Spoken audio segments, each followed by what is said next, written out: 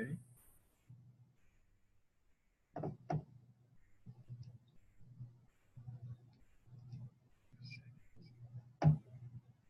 Definitions, participants, audio.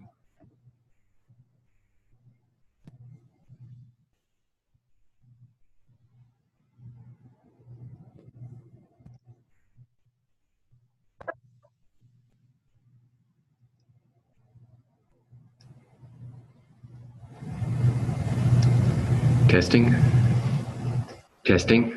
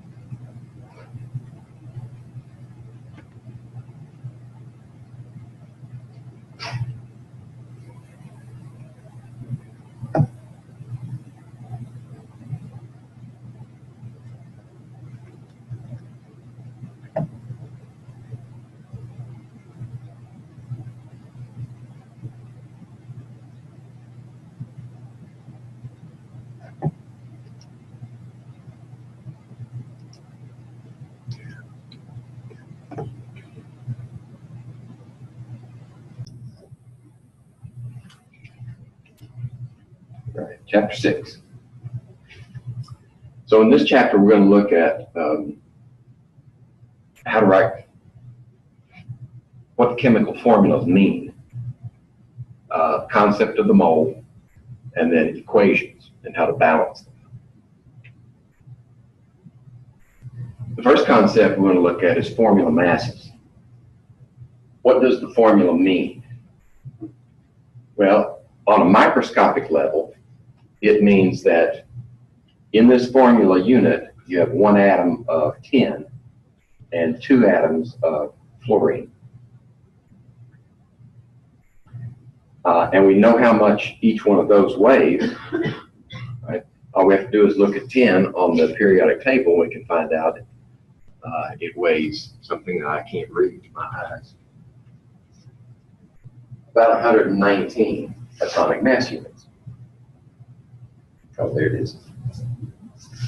And then fluorine weighs 19 atomic mass units per atom. So all you need to do is account for every atom in that formula unit. So it would be 2 times that many for fluorine and 1 times that many for tin, and add them together. And that's the number of atomic mass units for that formula on the microscopic level when you're dealing with individual atoms. So for this one, what would the formula mass of sulfuric acid be? Let me use this one. Well, let's see.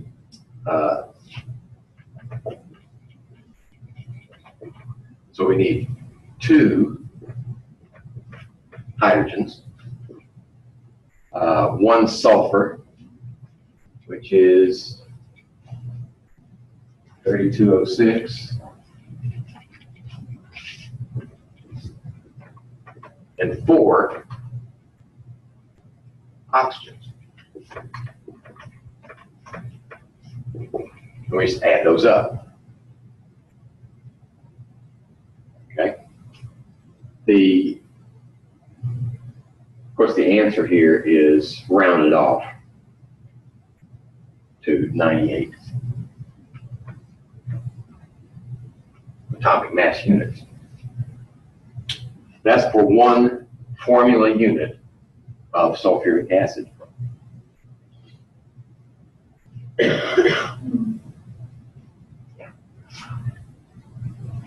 But on the macroscopic level, when you're talking about things that we can actually measure, right? Because we don't have the equipment to measure individual atoms here. So this concept is more useful. We can actually measure mass of a certain number of formula units. And that concept is the mole. Now this is the official definition. It's the amount of substance that contains as many elementary particles as there are atoms in exactly 12 grams of carbon. Carbon 12, actually. Okay. What does that mean? Well, it just means that the mole is a definite number of particles. Could be atoms, could be molecules, it could be any formula unit, or for that matter, it could be chickens. It's just a number of things. Now, it is tied to reality. It's a calculated value, right? Because it's tied to this definition. This carbon-12 isotope is the standard. And if you have exactly 12 grams of carbon, you will have exactly this many numbers of carbon atoms. Okay. The latest determination, right? Out to 3, 6, 8 decimal points. We're not going to use that many. I generally round it off to 4 significant figures, 6.022 times 10 to the 23rd. Now, a copy of PowerPoints that you have rounded off to 6.02. I thought it better to, so this is the modification that I've made. You'll notice on your copy. And as soon as class is over, I'll upload my changes to Blackboard in case you want to look at it there. Okay, so if 1 mole, and MOL is the abbreviation for MOLE, go figure, is equal to this many objects. Notice whenever you have an equivalence, that can be made into a conversion factor, right? All you have to do is put 1 on the top and 1 on the bottom, depending on which one you need to cancel out and which one needs to remain after the conversion, right? So you have another conversion factor here available. And this is whatever. That many things is 1 mole. So if we're talking about eggs, how many eggs does 1 mole of egg contain? Well, 6.022 times 10 to the 23rd. I didn't change that one. It's too much trouble.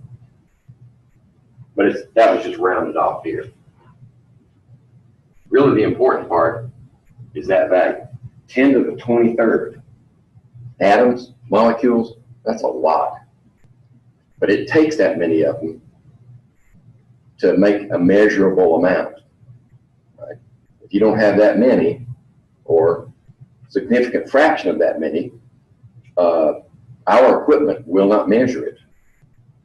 Won't give you the mass. So here's the more useful version in action. And we call it the molar mass. So the molar mass just means if you have 1 mole of something, it could be 1 mole of elements, it could be 1 mole of a compound. If you have 1 mole of that, then you also have a certain definite mass of that substance, either the element or the compound. And we express it as so many grams per mole. Now, the nice thing about this is that the molar mass is numerically equivalent to the formula mass that we determined in the first 2 or 3 slides. So if you have nitrogen, one atom weighs 14.01 atomic mass units. All you need is a mole of those atoms, and you'll have 14.01 grams of that atom. Right? That's convenient. And you calculate the molar mass of a compound the same way we did with the formula mass. You just add up the value for carbon, and for carbon dioxide, you want 1 carbon and 2 oxygens, and that gives you 44.01 grams per mole. Now, when I'm doing these calculations, I generally round it off to 2 decimal places. That's usually sufficient for our calculation.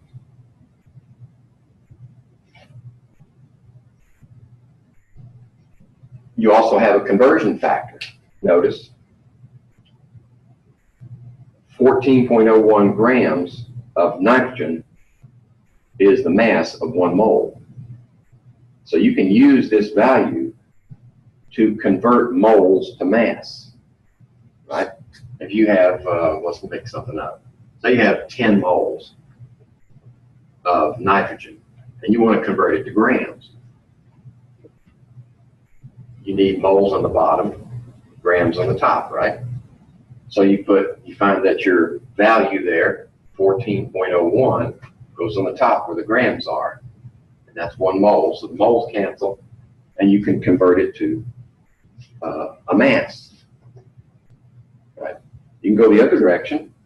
Like if you had 10 grams of nitrogen, then you need grams over here on the bottom, so they will cancel. Moles on top. And now that you've got grams on the bottom, this value goes on the bottom. And you can convert grams to moles. Okay?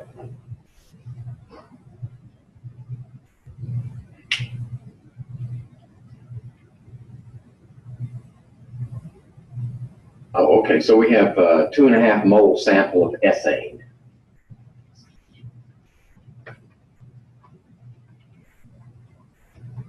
You have 2.5 moles of ethane. Let's see. Is that one already going to be done for me? I need to write it on the board. Good. It's part of the slide. Okay, so if we have 2.5 moles of ethane, then we need a conversion factor that will cancel the moles and leave us with grams. And that conversion factor, whenever you have moles and grams in this relationship, think molar mass. Just calculate the molar mass for that formula unit and use that as your conversion factor. Okay?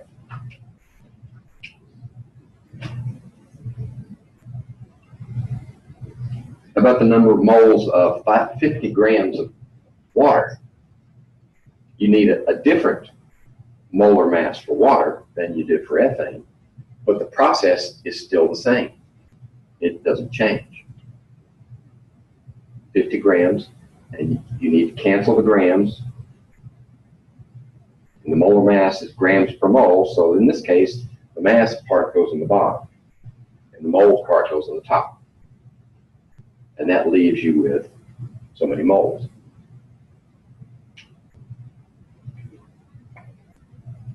Did you get a copy of this here? Oh, Yeah, that's for next week's lab.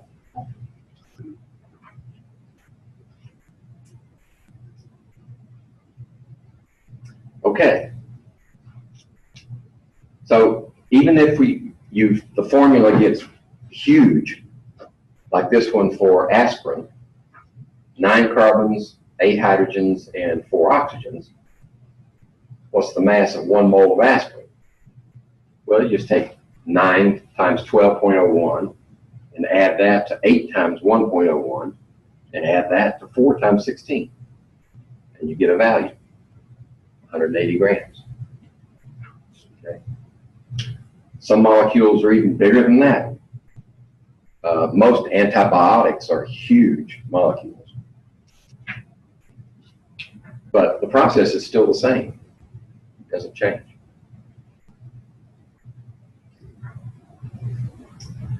All right, so this is more of a review.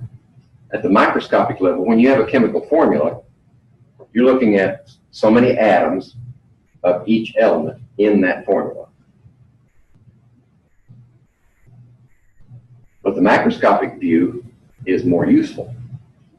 If you have the formula and you say, okay, instead of one molecule of that, I have 1 mole of that. If you have 1 mole of that compound, right?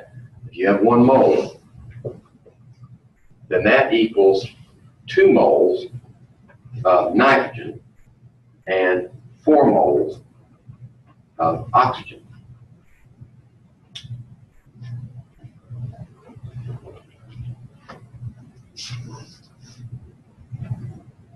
You sure it's still recording? Yep. I'm using a different account today. Last week I used my New River account, but I signed up with an account with this address.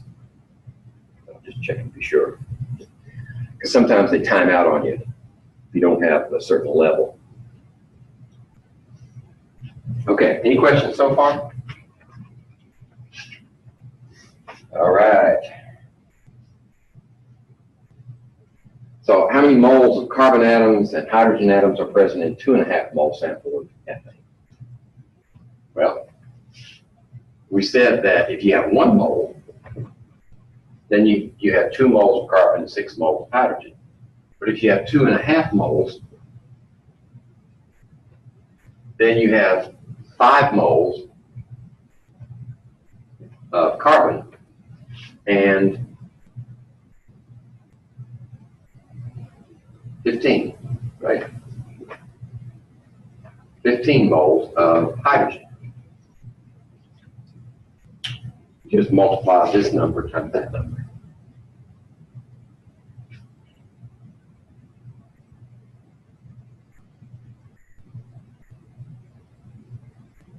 Okay. So we're back to aspirin. How many moles of carbon atoms, hydrogen atoms, and oxygen atoms are present? Well, do they tell us we have to assume from that question that we've only got 1 mole of aspirin, because they don't tell us. They're making the assumption. If they say in the molecular formula of, that means 1 mole of. So we're going to have 9 moles of carbon, 8 moles of hydrogen, and 4 moles of oxygen. Okay? Now, if I ask you how many atoms are there in 1 mole, you have to convert that many moles using the 6.022 times 10 to the 23rd. They didn't name that for us, did they? That's called Avogadro's number.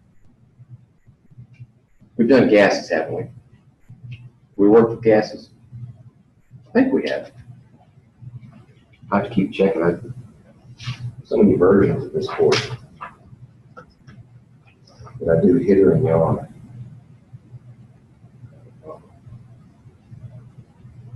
Well, maybe we haven't done gases yet. No, we don't. That's next. Okay. You'll hear about Avogadro again.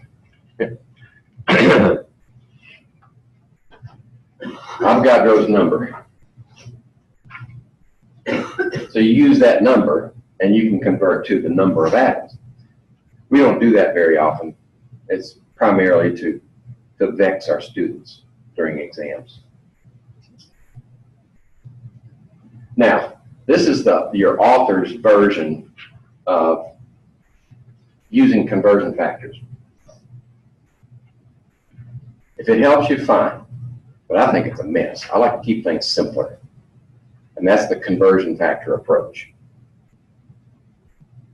Right?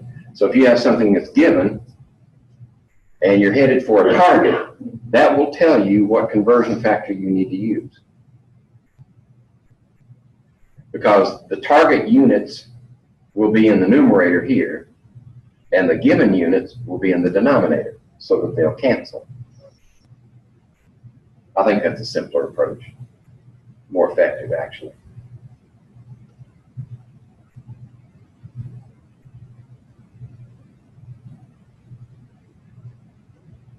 Okay.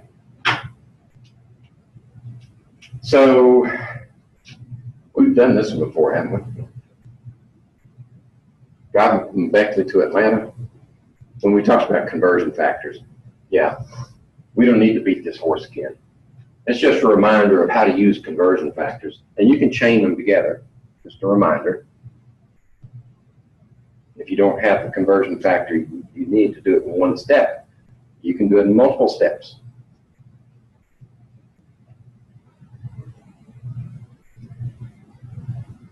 Let me see. $2.80. Okay. It's a little cheaper than that right now. But it'll probably get back up there eventually. Okay.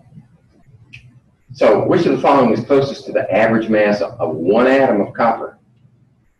Well, if this question shows up in a test, it'd be easy to answer. Right? How many carbon atoms weigh tens of grams? None, right? So you know it's got to be that one. So let's see. Their conversion? No, it didn't do it. All right, so let's just do it. One atom of copper. So that's what you're given. Okay. We want to find out how much that weighs. So we want to end up here with mass, some mass. Well, we don't have a conversion factor that will cancel atom and give us mass. But we do have one that will convert atoms to moles. Right? Avogadro's number. Gets rid of atoms. Now we got moles. Now we know the relationship of moles to mass. Right? Moles to mass. So now we get rid of moles and we got our target right here. We just need to know what's the molar mass of copper. So we look over here, right there, and it's 6355.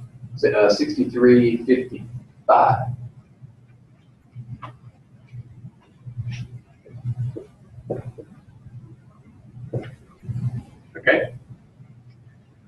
So we divide 6.022 times 10 to the 23rd into 63.55. And it will be that number.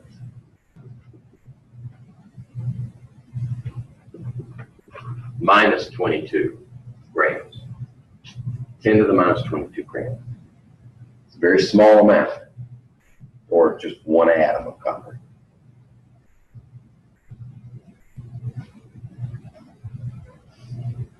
Remember, if you have a reality check, if you have 10 to the 23rd in the denominator, you know that the answer is going to be to the minus power of 10. That's what happens to this thing divided. 10 to the minus 23rd in the denominator.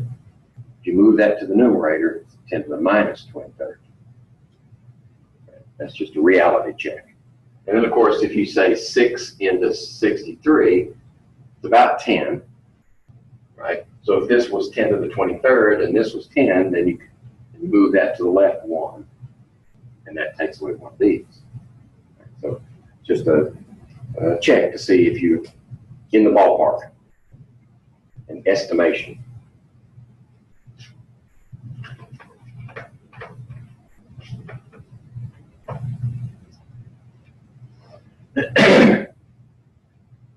All right, so this is kind of a trick question. How many copper atoms are in 63.55 gram sample of copper? Well, we just found that 1 mole of copper weighs that much. So how many atoms? Well, it's 1 mole of atoms or 6.022 times 10 to the 23rd atoms. Right? That's what 1 mole is.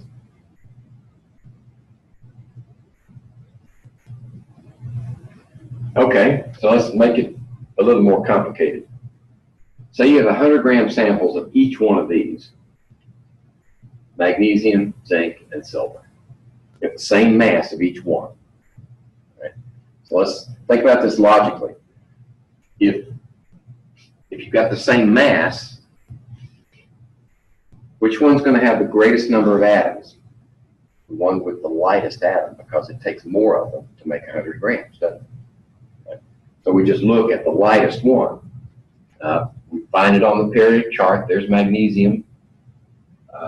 Silver's down here, so it's got to be heavier. And zinc is right here, so it's got to be heavier.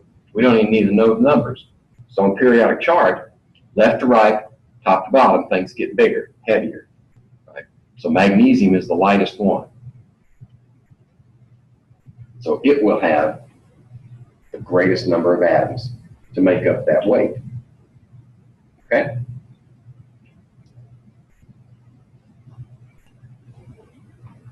Well, I'm so dry today.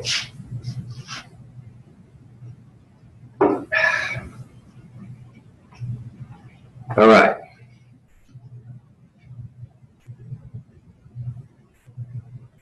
So for this one, a little bit more complicated. So let's put what we have on the board and then ask the question. We've got 107.9 grams of silver. We've got 70 grams of zinc, and we've got 21 grams of magnesium. Okay. Question is, we want to put them in order, rank them in descending number of atoms. That is, put the most number of atoms first, then the next, then the least. Okay? So, do we need a calculator for this? The answer is no. All we need to do is say, how many moles of silver does that represent? And we look at the molar mass for silver, which is 107.9. Oh, there it is. 107.9 grams of silver is exactly equal to 1 mole of silver. How about zinc? 70 grams of zinc. Well, zinc is 65.39 per mole. So do we have less than a mole or greater than a mole? Greater than a mole. We have 70 grams. So this is greater than 1 mole. How about 21 grams of magnesium? Well, I can tell you the molar mass of magnesium is about 24. So this one is less than 1 mole of magnesium. Now we can put them in order. Descending order, greatest to least. This one's greater than a mole. This one's exactly a mole. And this one's less than a mole. So there's your order. You don't even need a calculator.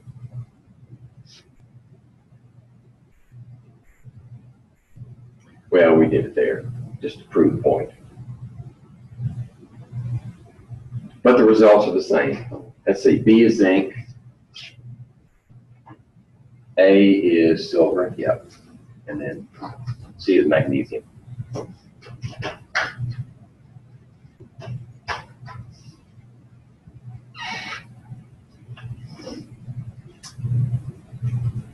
Any questions up to this point?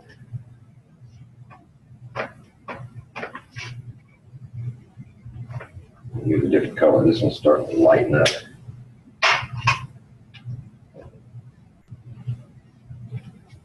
So what do we do if we have 100 gram samples of each of the following? Water, nitrous oxide, that's probably propionic acid, and carbon dioxide. Rank them in descending number of oxygen atoms. Well, if we've got equal masses of each one, and we're talking about numbers of atoms, first thing you got to do is convert it to moles. How many moles of each one do you have? Then, how many moles does that formula unit represent in terms of oxygen? Right, because this one only has one, that one has one, this one has two, and that one has two. So those conversions are going to have to be made. At this point, I say, get on the phone, call Henry Ford. Use an assembly line procedure. So set it up so that you do the procedure for one, and then you repeat that procedure for each one. Just put it in a logical order. So we have water, we have N2O, we have C3H6O2, we have CO2. Okay? So if we have 100 grams of each one of them, let's get kind of light too. Let's try this one. 100 grams. I don't like that either. Got another one.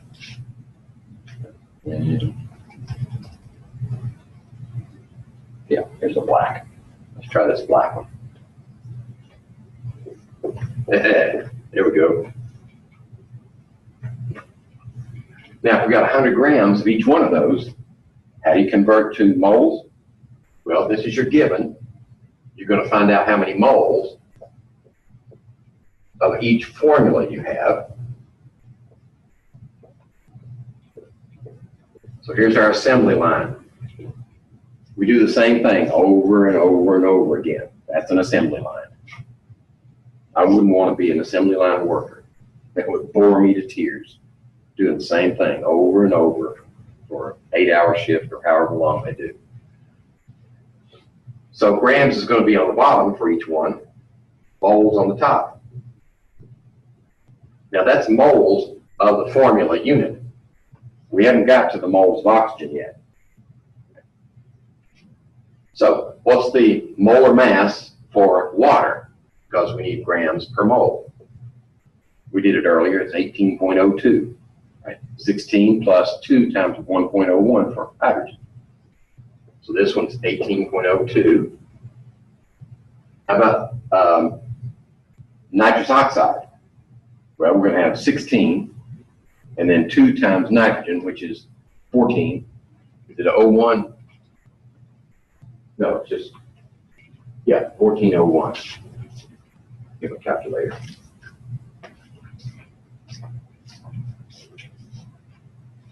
So we got 14.01 for nitrogen. Yeah. And then 2 times that. There. 2 times. And then 1 oxygen. So that's 4402 for nitrous oxide. This one, 3 carbons, 12.01, and then 6 hydrogens, which would be 6.06, and then 2 oxygens, which would be 2 times 16, or 32. So this one is 7409.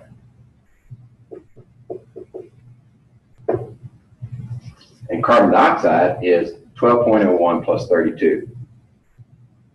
Did I do that in my head? 4401.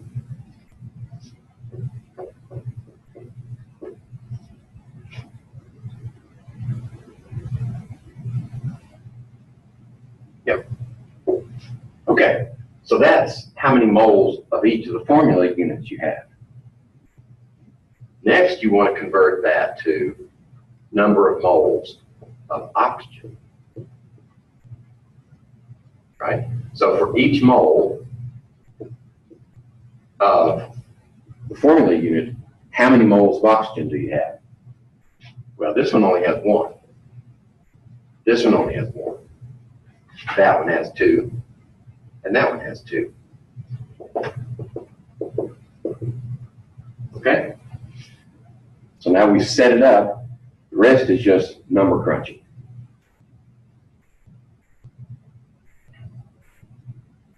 So 18.02 into 100 is 5.55 because it's times 1. And this is moles of oxygen. About 100 divided by 4402. I get 2.27. Because that's also 1 to 1. 1 oxygen for every 1 mole of N2O. This one is 100 divided by 7409. But that one's times 2 because for every 1 you have 2 oxygens. 2.70. Okay. And similarly for carbon dioxide, we have 44.01 divided into 100 times 2. 4.55. Okay? So that gives you the moles of oxygen in 100-gram samples of each one of those. Now in descending order, which is the biggest one? That one. So that's number 1. Next one is this one, 2, and 3. And the last one is that one. Okay? Let's see, is that showing up on the... Get out of the way. Yep, just barely. Any questions?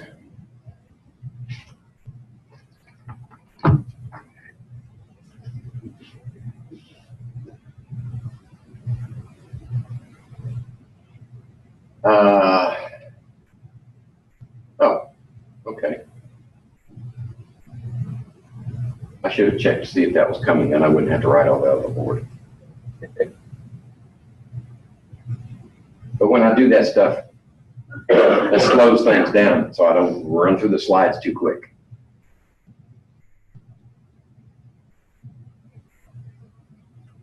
Okay. So what, let's see, what's the question here? Oh, we're back to aspirin.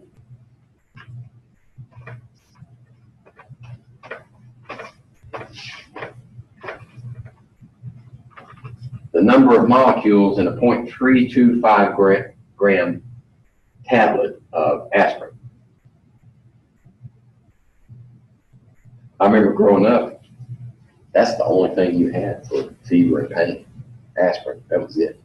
Unless you went to the doctor, and I think at that time they had morphine, maybe one other strong painkiller, narcotic. That was it. So you just took aspirin and hoped it worked. And the amount in each aspirin was 325 milligrams, which is 0.325 grams. So, how many molecules does that represent? Well, if we have grams, and we're going to talk about molecules, you're going from mass to numbers. So if you're going from mass to numbers, you need to go molar mass, because that tells you how many grams a mole of the stuff weighs. Then you can convert the moles to numbers. So there's our conversion factor, 180.2 for that formula unit. And then our Avogadro's number. Okay, in this case, they're using the three significant figures. And over here, you get that many molecules. Okay. So it's still a lot of molecules in just that small tablet of aspirin. But of course, you're going to take all the molecules, and they're going to spread throughout your body once they get into your bloodstream. They'll just go everywhere. And they'll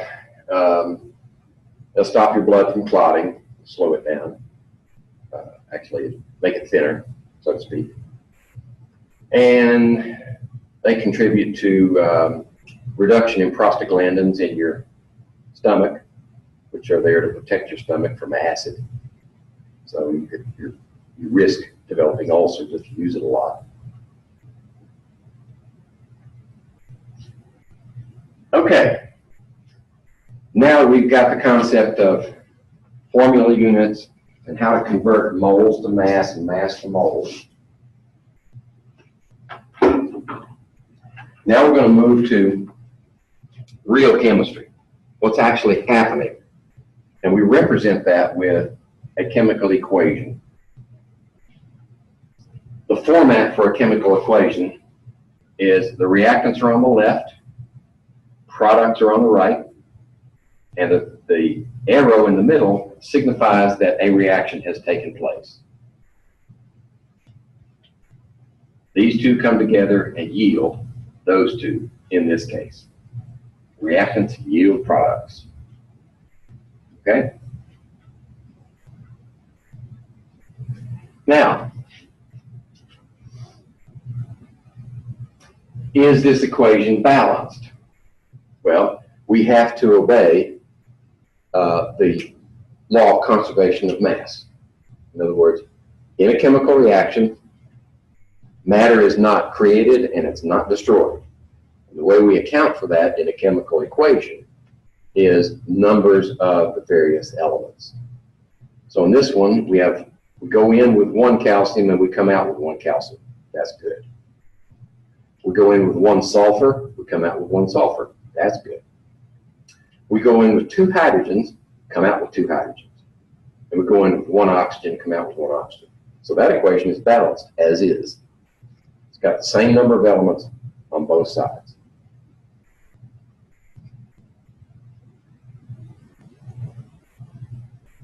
So how do we balance an equation that we find is not balanced?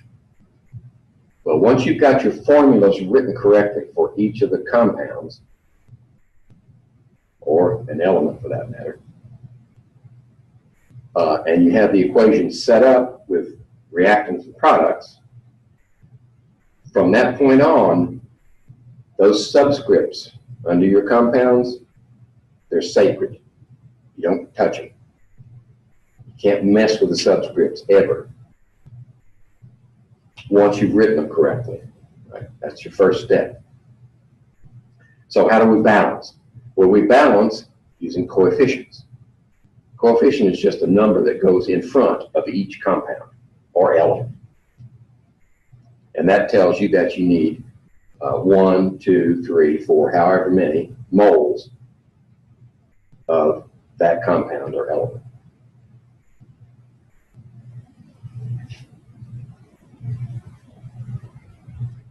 And this is a good point.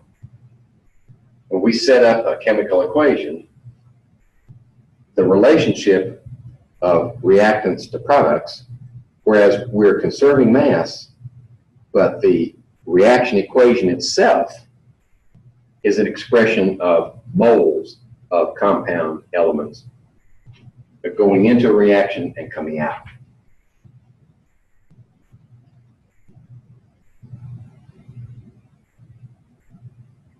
Okay, when we balance an equation, I mean, these are steps. I mean, if you read most chemistry textbooks, they give you, the authors, I think, cop out. I mean, they just completely divorce themselves from reality, apparently. Because what they'll say is, balance this equation by inspection. And when you see that, you know that the authors are lazy. They're not going to teach you how to balance equations. So that's what I'm here to do.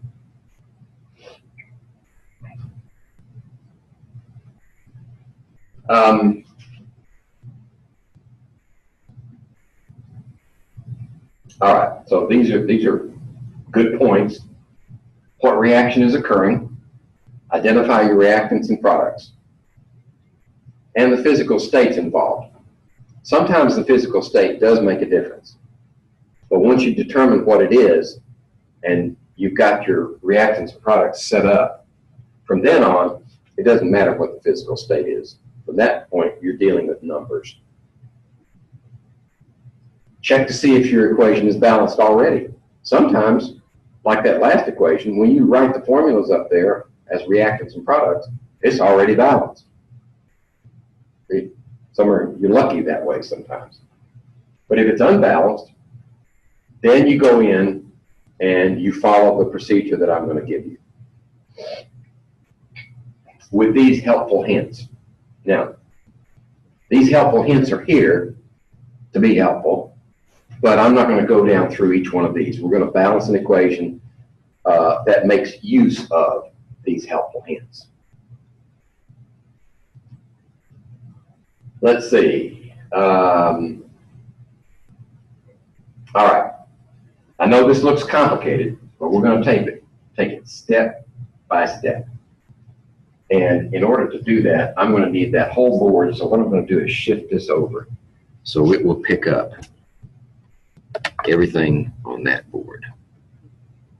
There we go. All right.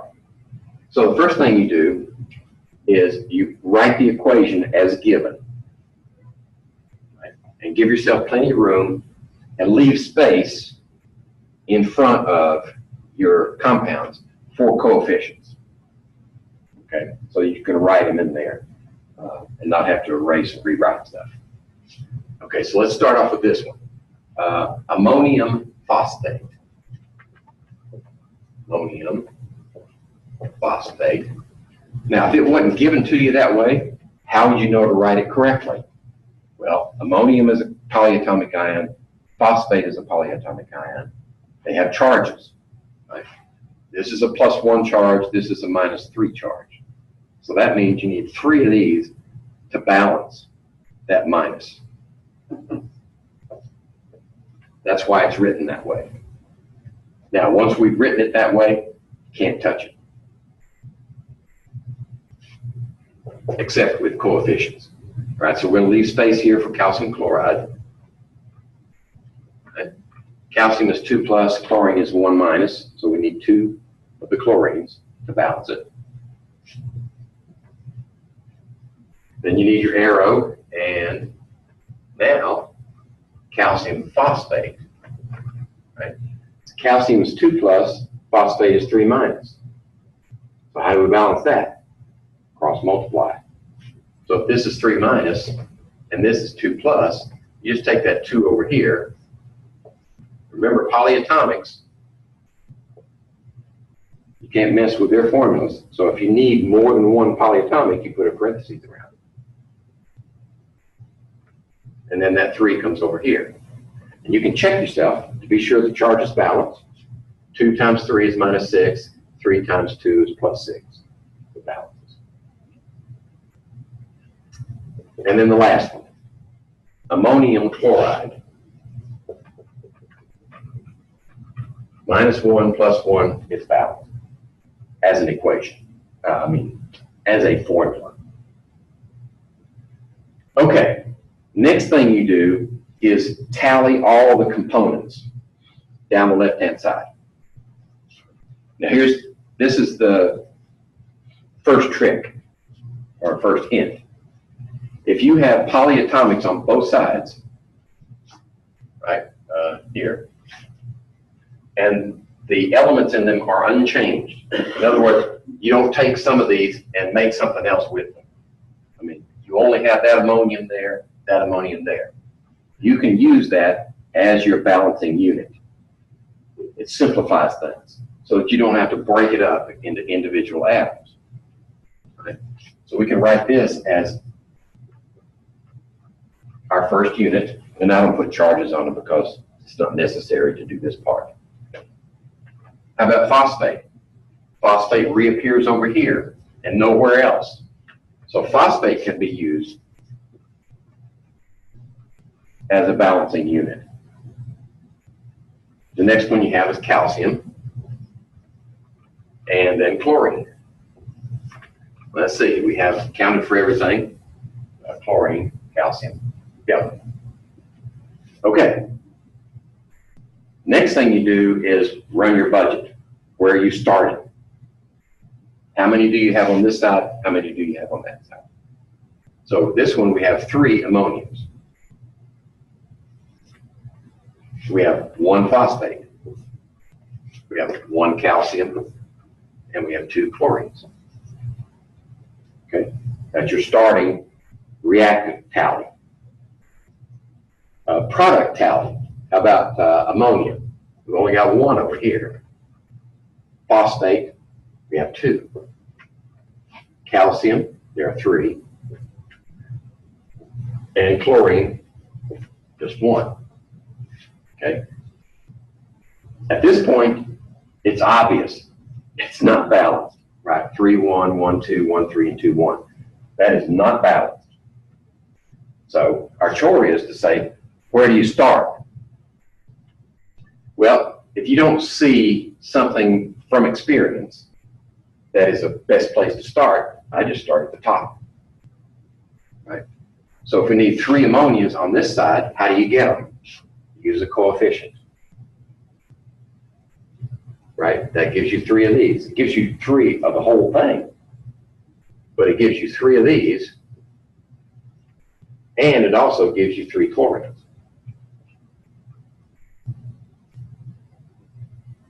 Okay? So don't be too concerned. It'll work out. As long as you've written your formulas correctly, it will balance. Phosphate, right? We've got 2 on this side and 1 on this side. So what do we need? We need 2 over here, 2 phosphates. Right, so that gives us 2 phosphates. But it also gives us how many ammonias? 6, right? Gives you 6 ammonias. Okay? We'll come back to the ammonias in a minute. How many calciums do you have? 3 on this side. So we need 3 on this side. Right? So that means 3 of these. But that gives us 6 chlorines, doesn't it? 3 times 2. Okay? Now we can go back up and rebalance our ammonias. Right, so now we need 6 ammonias, but that gives us 6 chlorines. And then stand back and say, all right, 6, 6, 2, 2, 3, 3, 6, 6. We're balanced.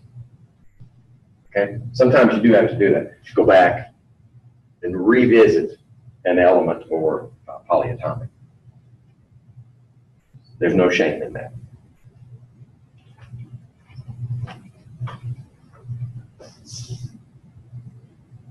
The beauty of this system is you instantly know whether or not you're balanced. Now, I've gone through and done that same thing over here, just step at a time. So you can go back. If you have PowerPoint at home and you call up the PowerPoint slide, it'll give you this animation. Those are your initial values. And also, I've got these little red numbers in there. Those are order numbers. Those are the steps. So the first step I took was to balance calciums. Right? So I did it differently here than over here, and it's still going to balance. Right? I don't know why I chose to start with calciums.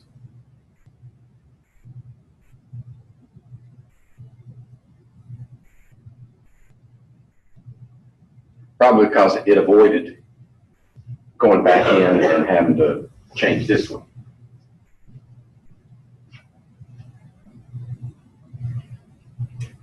Okay, any questions about that? So really we only had one trick to show you here. Use polyatomics where you can. That simplifies the balancing process. Now, if your polyatomic on one side is busted apart in the reaction, you've got to go and do individual atoms. You can't use this trick on there.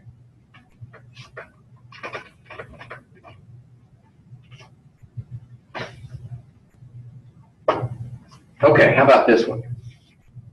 Which of the following correctly balances the chemical equation? And by the way, when you're balancing, at this point, actually for this whole course, since this is an introductory type course, you're aiming for the smallest whole number ratio in your coefficients. So if you have one that's, say, here, 4, 10, 2, and 2, if that were correct, then you would divide that through by 2. So it'd be 2, 5, 1, and 1 would be the accepted number of coefficients. So if we have one calcium here, one there, we got a carbon here, and we got actually 3 carbons there, and then 1 oxygen, 2 oxygen. So that's not balanced. So we need to balance that equation. Carbon yields calcium carbide. We got any minors here? Minor families? Any grandpas that used to go in the mine? Okay. Before the electric lamp came along, they used carbide lamps. So they put those carbide crystals, these things right here, little crystals, they put them in there in the little container and put some water in it, and it would instantly decompose into acetylene, and then they would light it. As the acetylene came out the little hole in the wick thing, in the reflector, they would light it, and it would give them light as long as that carbide would last with the water. Of course, for obvious reasons, they don't use them anymore, because if you get a buildup of methane gas or coal dust, all you need is a flame to set them off, right? So they got rid of those as soon as electric lights were available. Okay, so if we do our tally here, oxygen, carbon, we got 1 calcium, 1 oxygen, 1 carbon. On this side, we've got 1 calcium, 2 oxygens, and, oops, CO2, 3 carbons. There we go. Let me stretch that out. Give myself room. There we go. Okay, so one of the tricks that you use, another trick or another hint, is if you have an element by itself, either reactant or product, it doesn't matter which, save that one to last. The reason being, if you put a coefficient in front of this one, it only changes that one. So you're not putting a coefficient in front and then having to go deal with the one that you didn't want to change to begin with. So you got to go over and fix it. So save this one to last. Okay. So we're going to let that one sit, and we're going to look at these others. So that means oxygen is the one we have to focus on.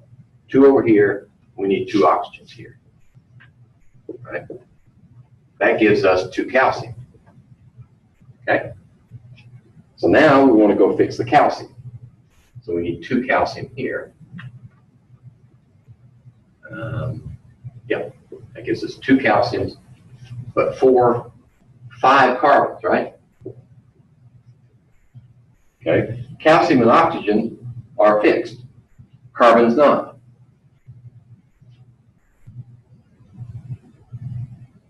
So how do we get 5 carbons? Well, we saved it to last. We just put a 5 right here.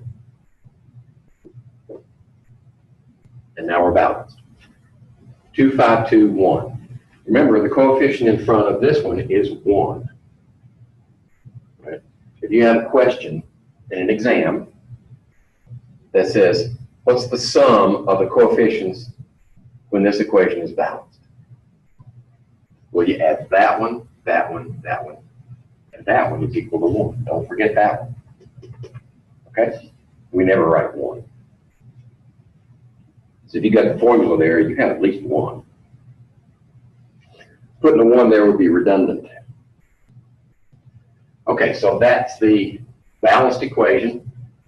And notice it's the smallest whole number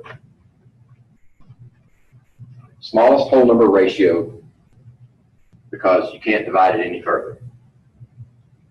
All right, 1, 2, 5, 2. That's it. So 1, let's see, 2. Here we go. 2, 5, 2, 1. Must be that one right there. Okay? I thought I was going to have to use another trick. We'll do one where we use an additional trick. Okay. Which of the following is or are true concerning balanced equations? There may be more than one. The number of molecules is conserved. Think about that. Is the number of molecules conserved here?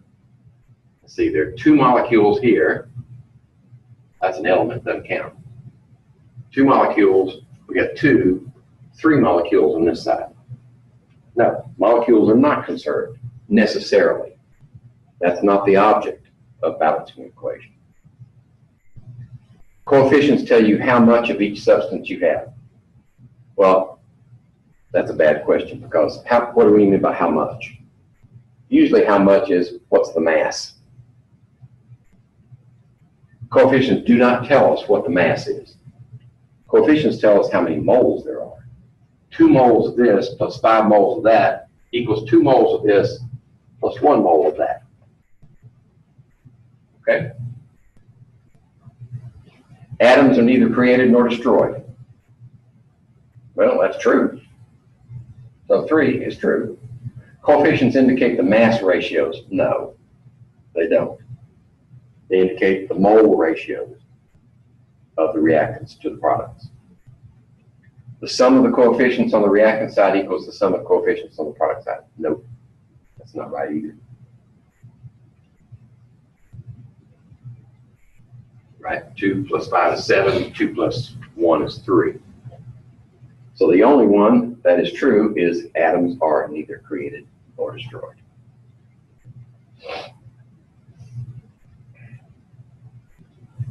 Okay, let's see. I want to use one that requires that trick. I wonder if this one does. Oh, no, this one's already balanced. So 4 molecules of iron react with 3 molecules. I don't know why they say molecules. 4 atoms of iron react with 3 molecules of oxygen. Yeah, oxygen is a molecule. It's got 2 atoms bound together. 2 molecules of Fe2O3. What is Fe2O3? Can you name that? Remember our naming conventions? It has iron, and it has oxide, right? Where does iron come from? Iron comes from right there. That means it could be more than 1 charge. So you have to determine what the charge is. Oxygen is always 2 minus, so that means 6 minus total. So that means iron has to balance it with 6 pluses, but there are 2 of them. So each one is 3 plus.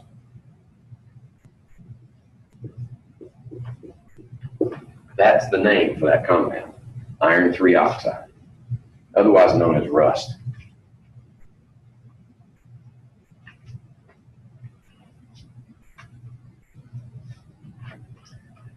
Okay, now what do they want us to do? Oh, all right. Once you have a balanced equation, you can use that equation to produce conversion factors. Why do we need conversion factors with balanced equations? Because when you go, let me write this equation up here.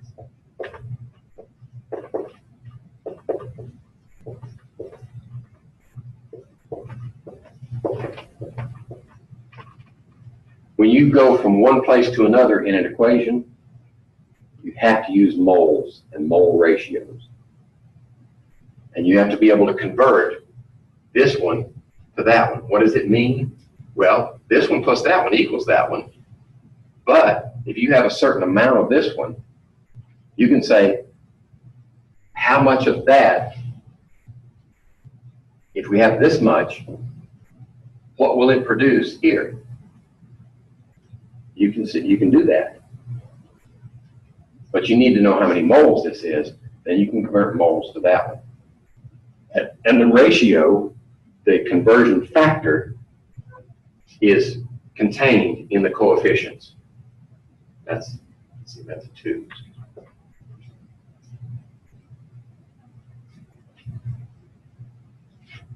So we're saying that 4 moles of iron is equivalent to 2 moles of iron 3 oxide. So 4 there is equal to that. It's almost as if you say that's an equal sign for calculation purposes. Or 2 moles of this is equal to 4 moles of that. And if that's true, then you can divide one by the other and you get unity, 1. Remember, all conversion factors are equal to 1.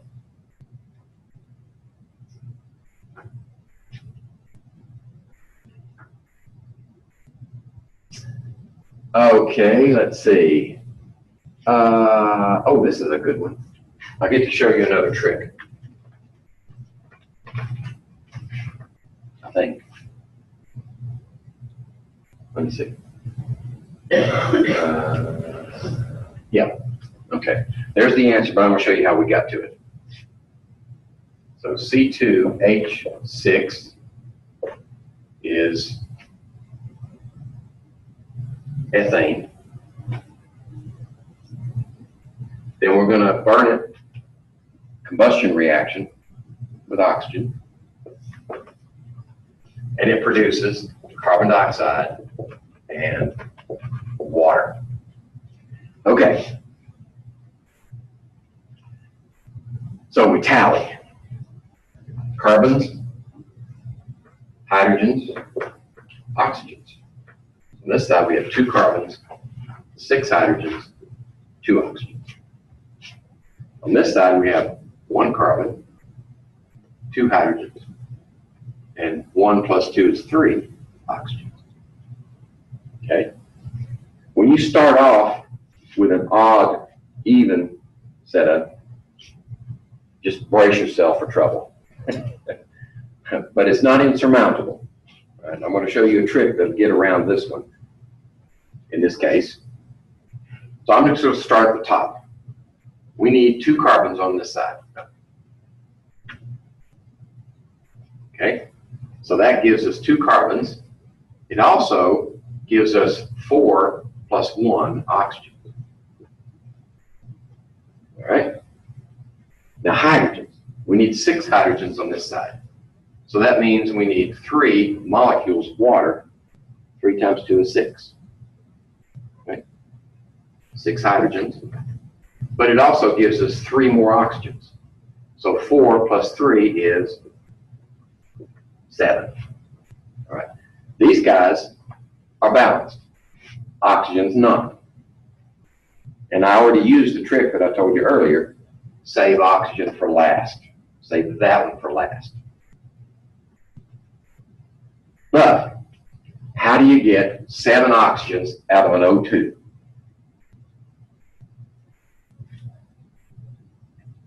Well, what if you cut that oxygen in half?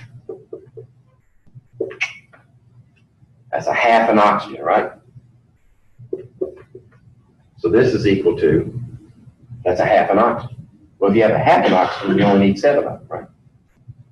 So what you need is 7 halves of that oxygen molecule. That's the trick. 7 halves of that one equals 7 oxygens. Right? Because half of O2 is 1 oxygen, and then you got 7 of them. Okay. Now, we can't stop there, right? Because we need whole numbers. We want a whole number ratio. So how do we get rid of that fraction? We've established the ratio. The ratio is 1 to 7.5, 7 halves, to 2 to 3. So now that we've got the ratio and we're balanced, we can multiply the entire equation through by any number we want, and we still got the same ratio, right? Because you're just bumping it up by the same factor, each one. So we get rid of that half, multiply through by 2. So that'll make this one 2. I'll just keep that one for here. This one gets rid of the half, right? 2 times 7/2 is 7. And 2 times 2 is 4. And 2 times 3 is 6. So now we have our whole number ratio. 2, 7, 4, and 6. That's what 2, 7, 4, and 6. Okay? That was our trick, the use of fractions as an intermediate step. This is a hydrocarbon. Hydrocarbon. All hydrocarbons, when you burn them, are going to need this trick. I don't know why, they just do it every time. Probably because they split oxygen off. That oxygen's there, but you get it here and here. And you get the 2 here, but only 1 there. So that, right off the bat, you've got an odd number. And that odd number filters down to the need for this fraction trick. The only one that doesn't do that of the hydrocarbons is this one, methane. Methane is beautiful. I mean, it works out just fine without that trick.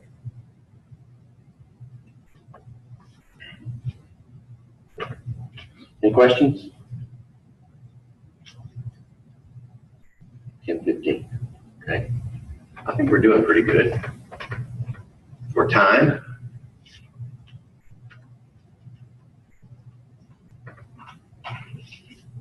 And I expect your homework questions at the end of the chapter will give you some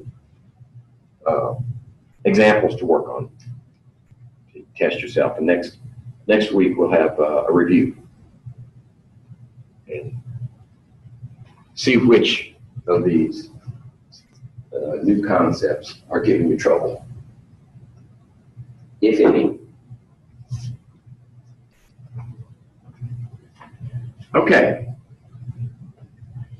So when I mentioned the ratio of the coefficients in a balanced equation, I was alluding to stoichiometry. Stoichiometry is the study of what happens when you have a certain amount of a reactant and it produces product. You can tell using stoichiometric methods how much of that product will be produced if you have a certain amount, even mass, of a reactant. Okay? So I'm going to show you procedures for dealing with stoichiometric problems. And of course, the authors, they just love their flowcharts, don't they? Here's an easier way. Okay. Want us to write the balanced equations? Let's see if we need them. Yeah, okay. Okay, we're going to use them in the next part. Okay, first part. I'm going to have to go back manually. Back up, back up, back up. There we go. So let's balance our equations. Methane reacts with oxygen to produce carbon dioxide and water. Okay, methane. And since this is not a class in organic chemistry, I gave you the formula for methane, because you wouldn't know that otherwise. Plus oxygen yields CO2 and water. Okay? So we're going to balance this equation: carbon, hydrogen, oxygen, 1 carbon, 4 hydrogens, 2 oxygens, 1 carbon, 2 hydrogens, and 3 oxygens. Okay, carbon's already balanced. We'll go to hydrogen. So we need 4 hydrogens here. 2 times 2 is 4.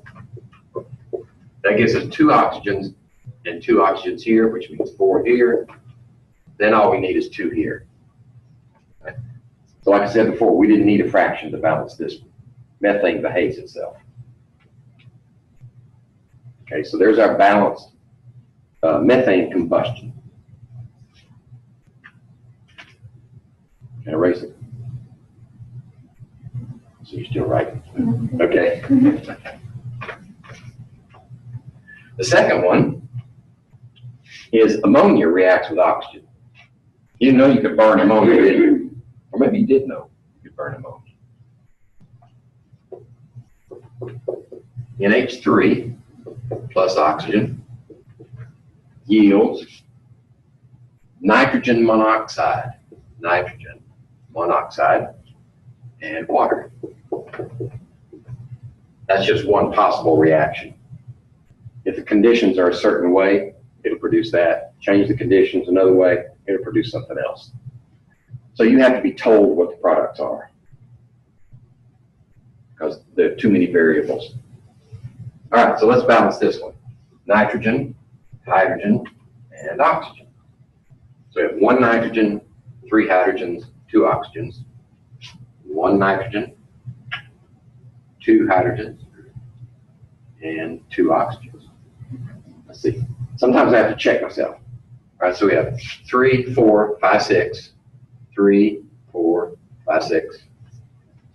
1, 2, 3, 4, 5. 1, 2, 3, 4, 5. Okay. Let's check it. So let's start in the right place. All right, so let's balance. Oxygen we want to hold to last, and it turns out oxygen is balanced right now. But when we mess with hydrogens, I think that's going to change. So we need 3 hydrogens on this side to make 2.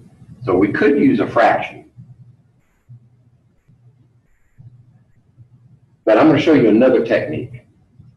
It's similar to cross multiplying.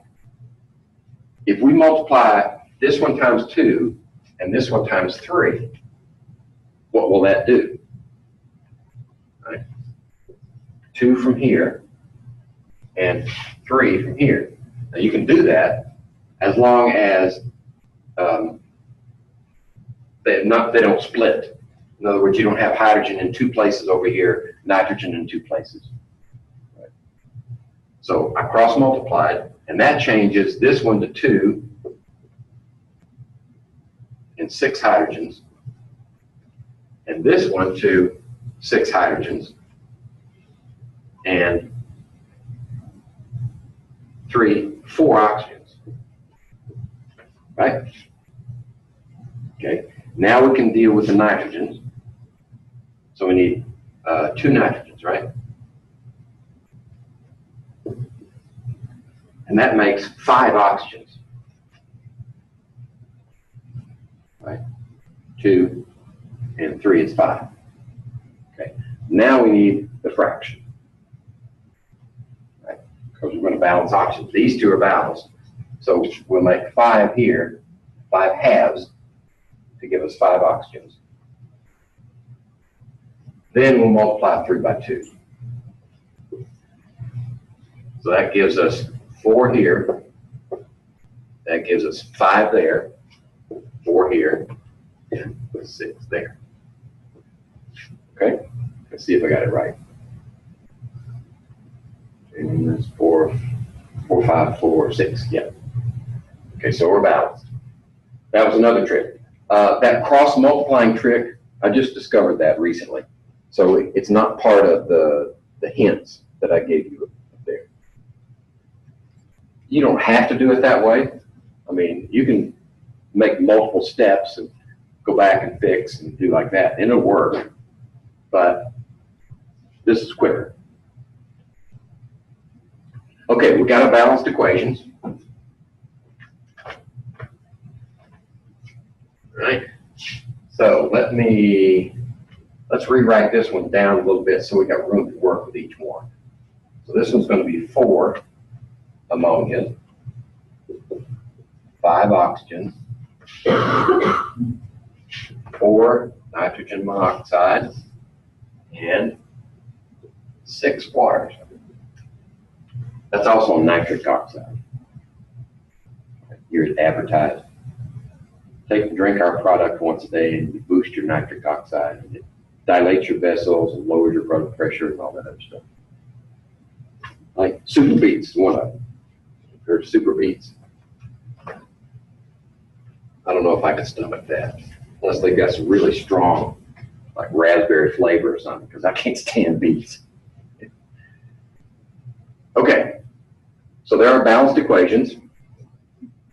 Now, what mass of ammonia would produce the same amount of water as 1 gram of methane reacting with excess oxygen? So there's a lot of information there. So let's start at the end and work our way back. What do we mean by excess oxygen?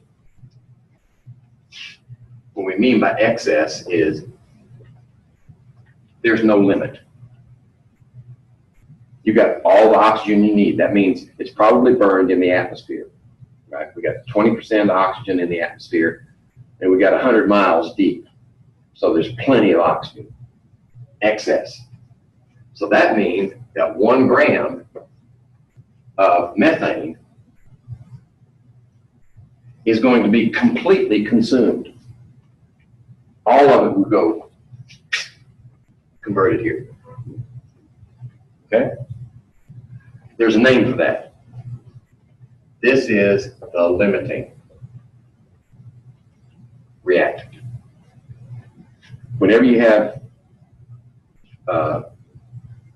at least one of them, if the other one's excess, then this one has to be limiting.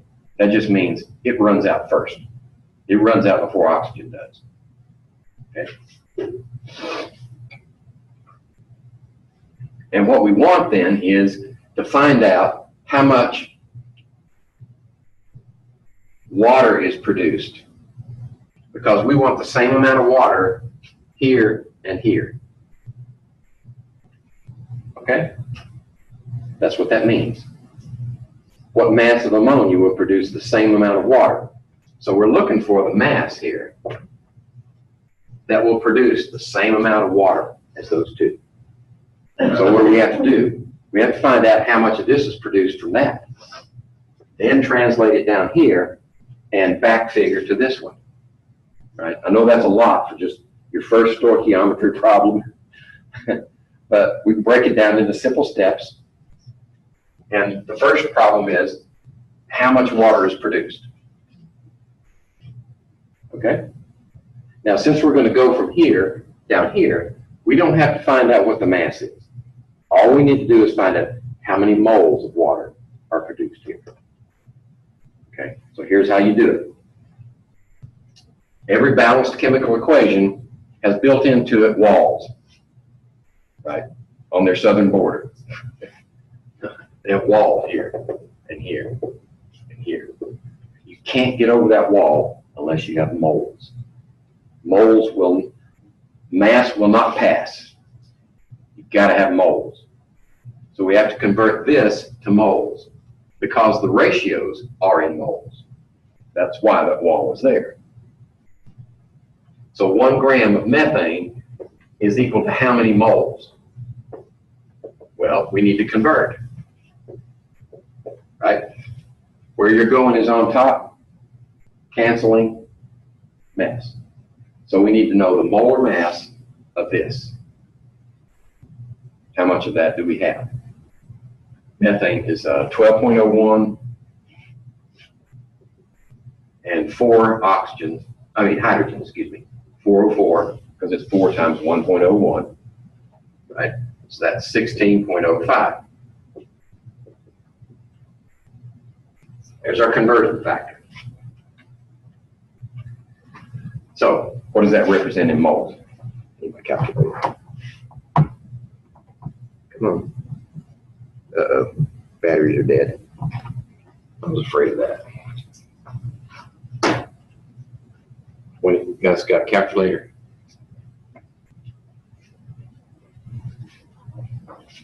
I need an assistant from the audience. I climb into this box, and I have a saw. 1 divided by 16.05.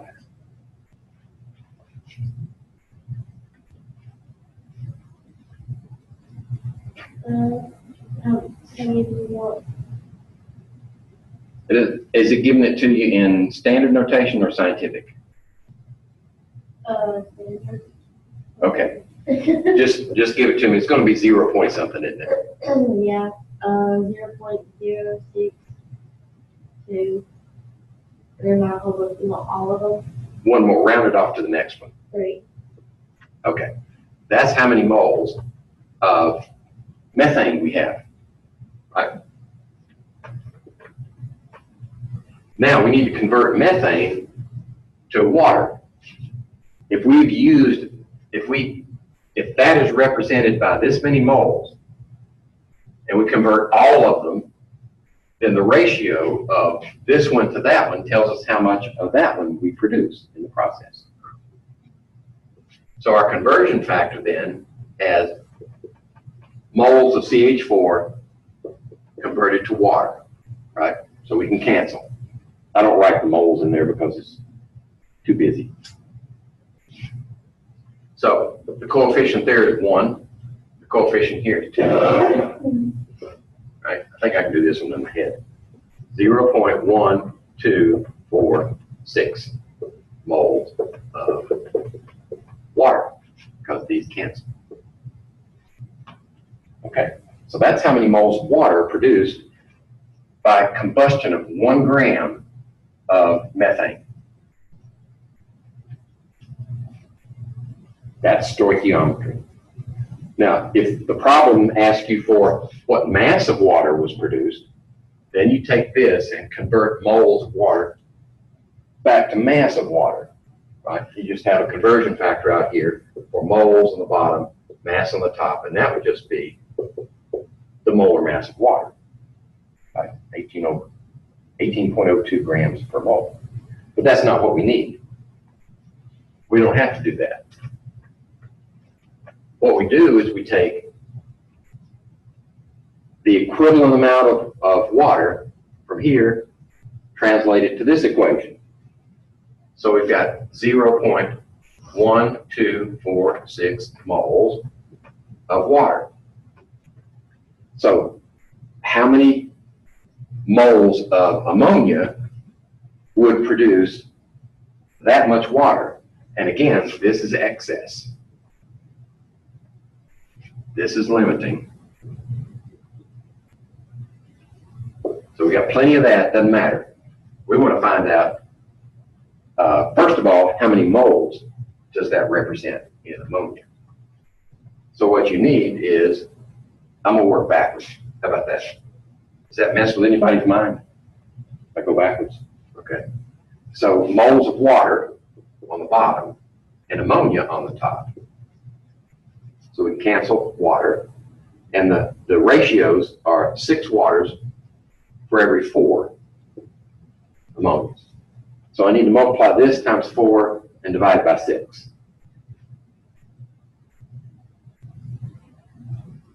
I'm looking down here. Okay, I know I put a little extra work on you. Yeah, there's answers that here. I'm trying to follow what you've got right here. Hold on, I'm sorry.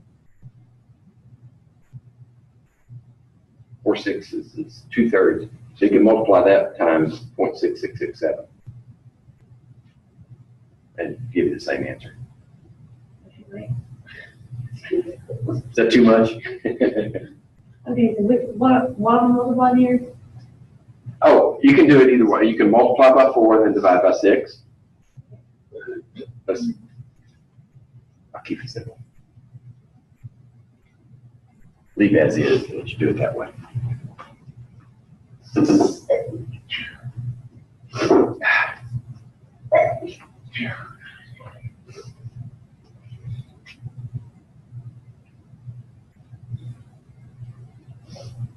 Uh, 0.0830. 0.0830. Okay, let's see. Does that make sense? If this is 2/3, 0.667 times 0.12. 0.1 would be 0.067, but we got another 2/10. Yeah, that's reasonable. Okay, so this is how many moles of ammonia are required to produce this many moles of water. So now we need to convert back to mass. Right? So we just multiply that times, see, moles on top, moles on the bottom here, grams. We need the molar mass of ammonia, right? 14.01, and 3 hydrogens, 3.03, 407, 1704. I say that was a good year. So 0.0830 times 17.04. That cancels the moles and leaves us with mass.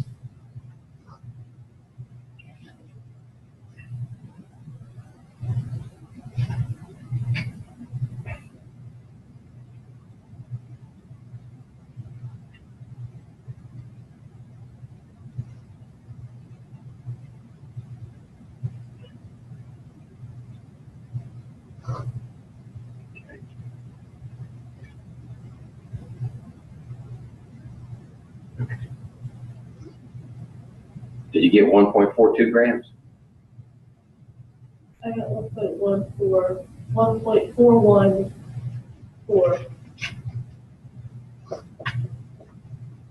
That's close enough. We had some rounding errors, so that's good. The process is what's important. The steps we took to go.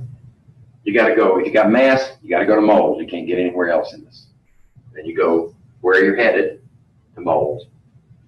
And then this just shows you that you can go backwards. Find out how much did it take.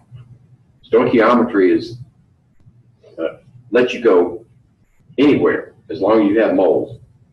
You can go anywhere in your equation. We could say, with that mass, how much oxygen would it take, right? So instead of converting this to ammonia, we convert it to oxygen. So instead of 4 NH3s, we'd have 5 O2s.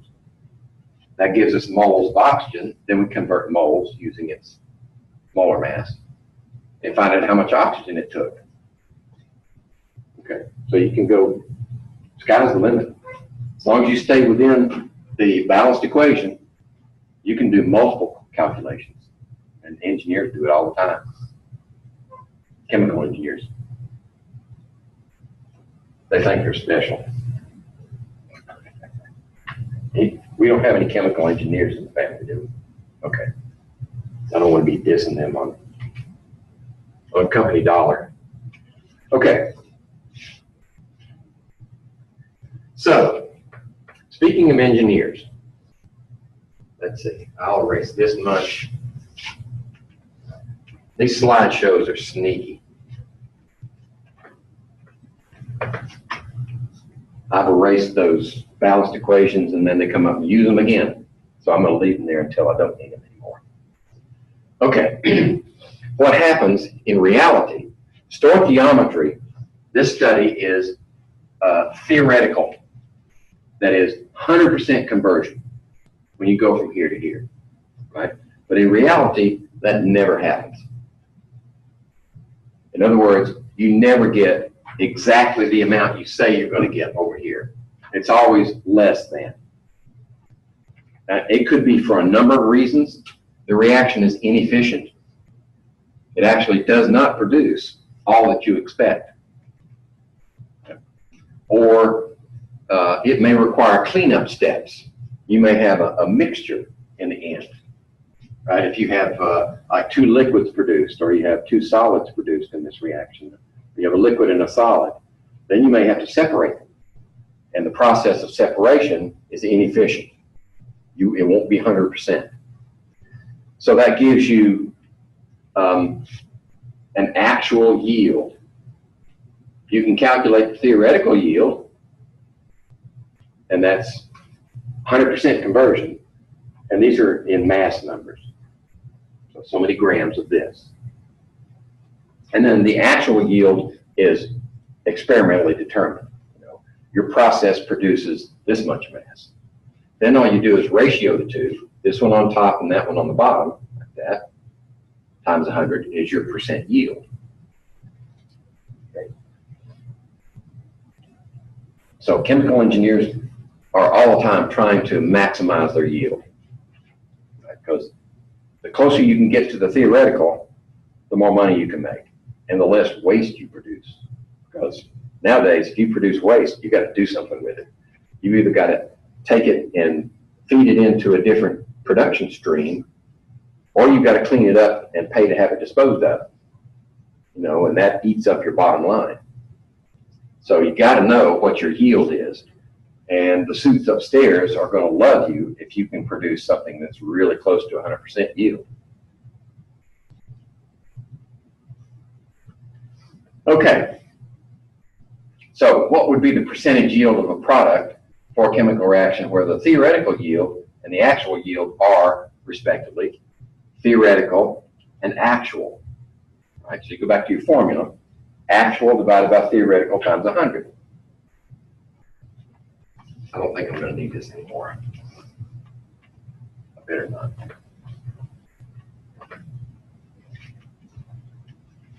So your yield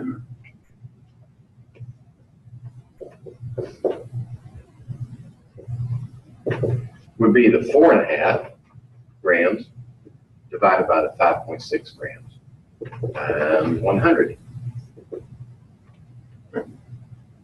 It turns out to be 80%. Actually, with two significant figures, that needs to be decimal right there. Huh? 0.46? 36? Okay, so we're rounding off two figures. The 3 drops out. Yeah. But we want to say that this is two significant figures. That should have a decimal right there, shouldn't it? According to our rules. So the authors are wrong. Okay,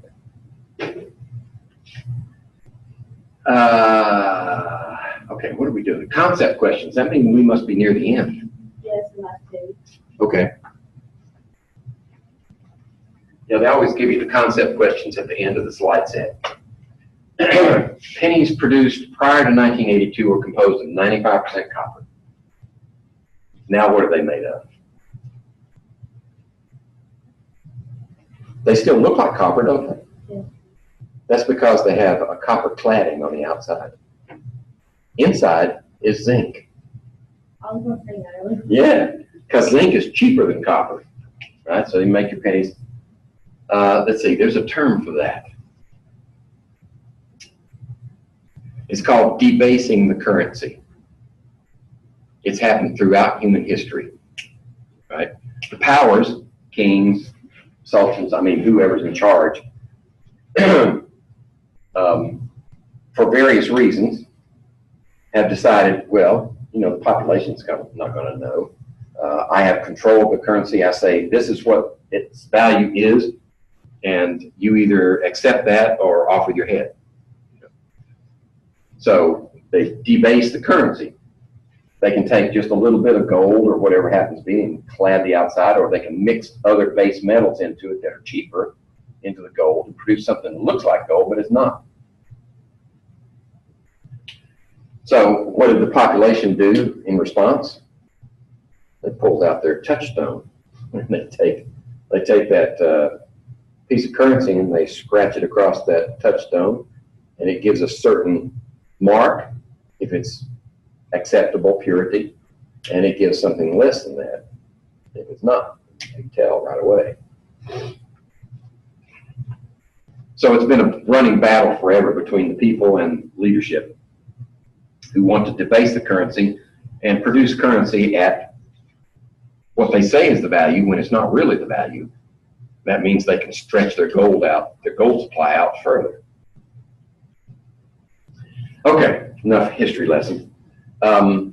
In 1982 or 1983, the formulation for a copper penny became cladding zinc. Right. The reason for that is a 1 cent piece of copper cost more in materials and manufacturing than 1 cent. So they wanted to bring the cost down below 1 cent. So they made it out of zinc. And they probably chose zinc because it was, once you get finished making that penny, it's the same weight as the copper penny.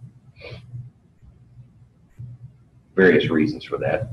One is if you have a vending machine, it's not, I guess at one time they used pennies in vending machine. But now, of course, when you debase your quarters or your half dollars, they got to weigh the same as the half dollar, otherwise everybody, all the manufacturers have to go back out, reset their balance inside the machine so that it says, all right, when this drops, it passes if it's a certain weight. For a time, you could take, you ever seen those slugs? Electricians get them out of those little boxes they put in the wall. You know, you punch that slug out, then you can run your wires into the box. Well, those slugs are about the size of a quarter, and they're about the same mass too. So they had trouble for a long time. People were taking those slugs and putting them in their machines and getting their products, and you know, they'd come along and collect their what they thought were their quarters, and they had a box full of slugs. So they had to, the running battle, they had to fix their machine so they would know the difference between a slug and a quarter. Okay, so on average, these pennies weigh 3.11 gram, or each one of those pennies. How many atoms of copper were present in one pre-1982 penny? Okay, so this is conversion factors. We've got 3.11 gram, 3.11 gram a penny. But that's not all copper, is it? Right? It's 95% copper, right? So in order to find out how much copper you have, you want 0.95 gram of copper. Excuse me. Get carried away. Copper per 1 gram of penny. Right? So now we know how much mass is copper. We just need to convert that copper to how many atoms? Well, we're going from mass to numbers, so that means mass to moles, first step. So what's copper? 6355.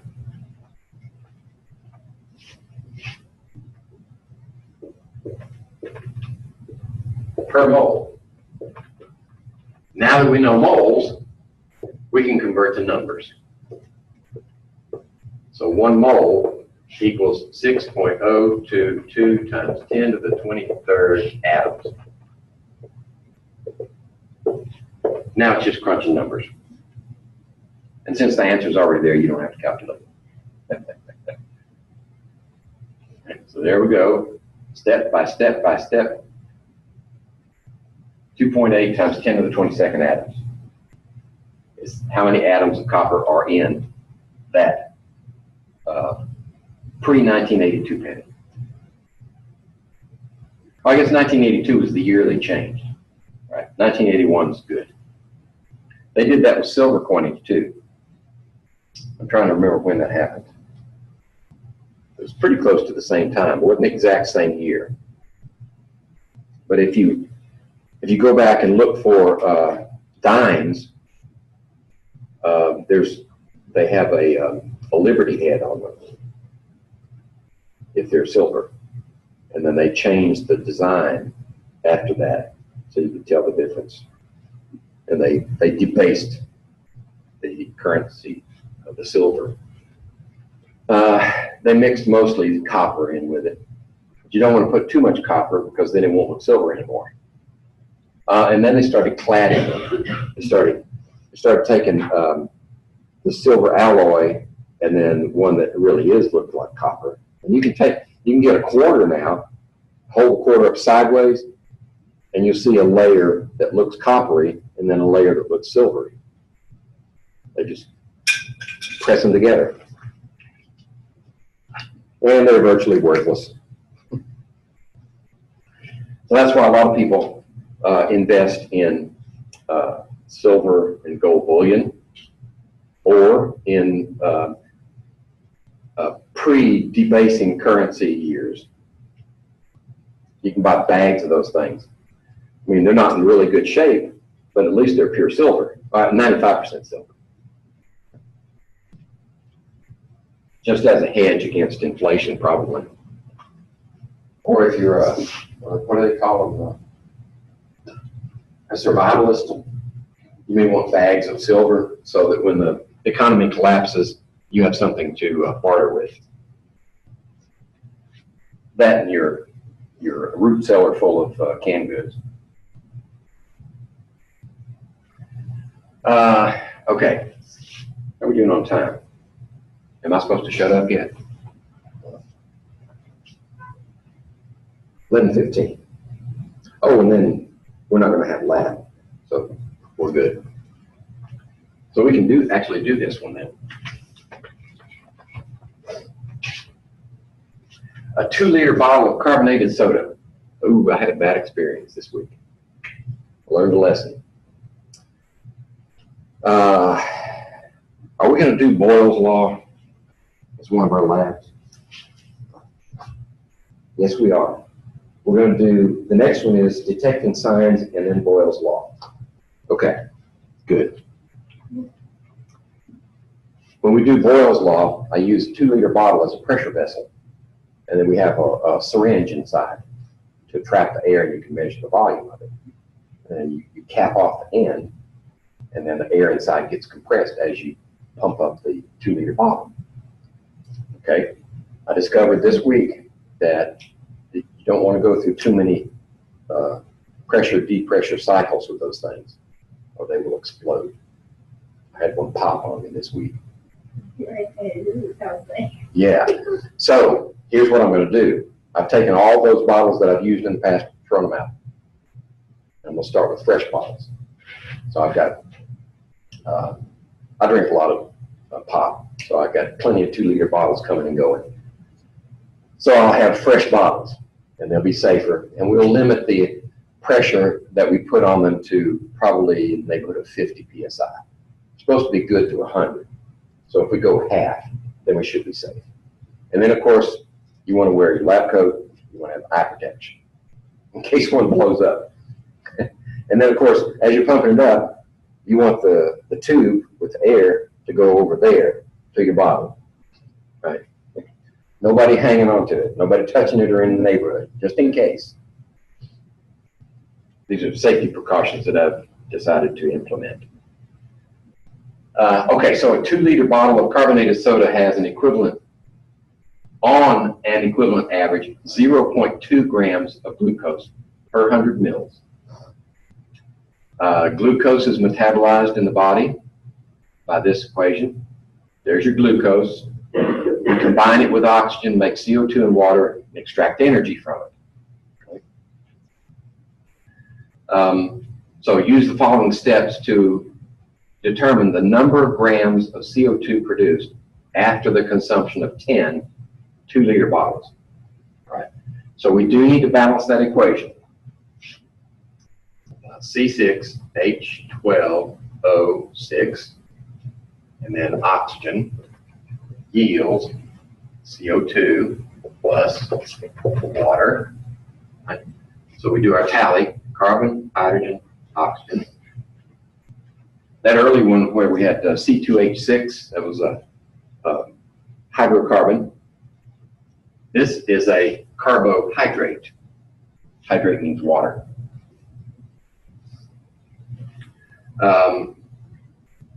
In the popular media, they call them carbs. Okay, let's do our tally.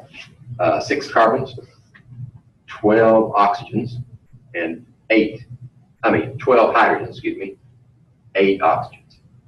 On this side, we got 1 carbon, 2 hydrogens, and 3 oxygens. We'll be aware of even odd, but we won't panic yet. Let's start with carbon. 6 carbons, 6 carbons, and of course we're going to hold this one to last. So that gives us 6 here, and 12 plus 1 is 13 oxygen. Okay. Now, how about hydrogens? Well, we need 12 hydrogens on this side. So hydrogen's only in this place, so if we multiply by 6, we get 12 hydrogens, and 6 plus 12 is 18, right? 18 oxygen, if I counted right. Now, how do we get 18 out of this one? Well, we've already got 6, right? So 6 from 18 is 12. We just need 12 more. So let's see if that gives us 18. 12 plus 6 is 18, yeah. So now our equation is balanced.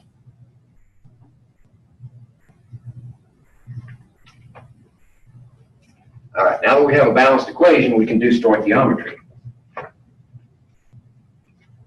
Balance the equation, there you go. Now, what are we given? Well, we're given, I don't have to write that up there, do I? We're given 0.2 gram of glucose for every 100 mils here. We're given that. Where are we headed? Well, we want to see the number of grams of CO2 that's produced if 10 2-liter bottles are drunk. Right? So the calculation is we take this and we convert it first to liters, right? Because the bottles are in liters. So how many liters did we consume? 20 liters, right? 10 times 2. So there's your 20 liters of consumed amount.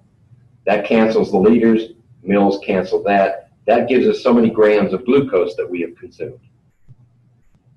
Now you want to convert the glucose grams to moles, right? So we got 180 grams of glucose per mole is the molar mass. That gives us moles of this. Then we convert moles of this to moles of that. And the ratio is 6 of these for every one of those. Okay? So now we got moles of this. So we have to convert that mole back to grams. Right? So we take the moles and convert it to leave grams on top. Right? So we did that. That's all in one step calculation.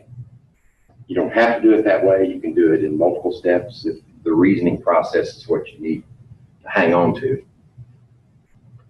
But it turns out that we produce 59 grams of CO2 when we consume 10 2-liter bottles of pop. 59 grams is a lot of CO2. 2 liters is a lot. The 10 liters is a lot. Yeah, I wouldn't consume those in not even in a matter of days. It would be weeks for me. Even though I drink a lot, I mean, it's not that much. Okay.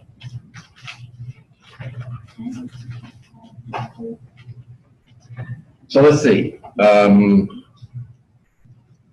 Do I have everything I need from everybody? Let's check.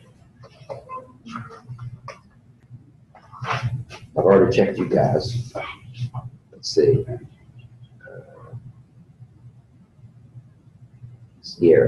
Sierra's, you're good.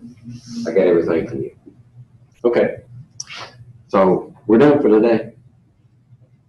And I need to shut this down. It's still recording. Whoa, that's good.